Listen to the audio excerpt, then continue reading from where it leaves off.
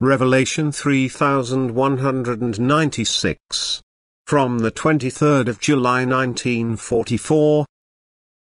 Bad will determines events of the time. The will to do good is already considered an accomplished deed if the human being is prevented from carrying it out, and likewise the human being is responsible for a bad deed which he was willing to carry out, even if he could not carry it out. The attitude he takes towards the actions of his fellow human beings, whether disapproving or approving, is how his will is judged, for which he will one day have to answer. And therefore the thinking and will of the whole of humanity is also decisive for what misery and hardship will befall the earth.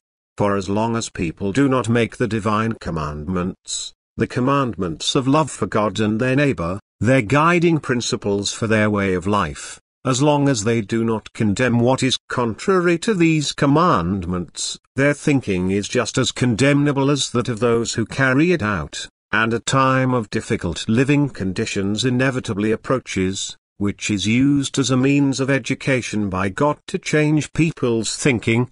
For the will which expresses itself through thought characterizes the state of mind in which people find themselves, and if this is so profound that there is great danger of a mental downfall, then means must be applied which control this danger.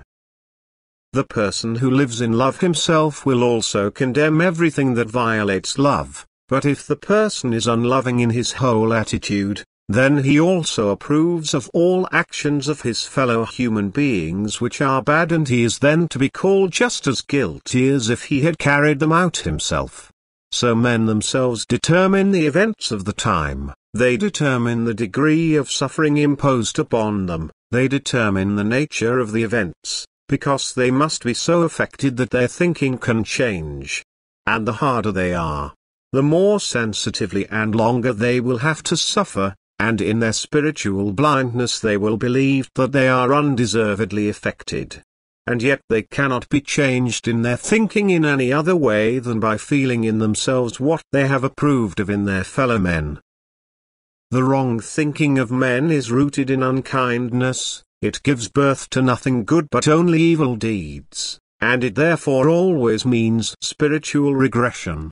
Only the realization that bad will alone is the cause of what affects the whole of humanity can induce people to change this will and thus also strive for righteous thinking. And only then can the amount of suffering and affliction be reduced and people be granted an easy fate on earth, for right thinking will be expressed in the fact that every person wants the same for his neighbor as he claims for himself. The human being will show his fellow human being the love which God demands and thus submit to the divine commandments. Amen.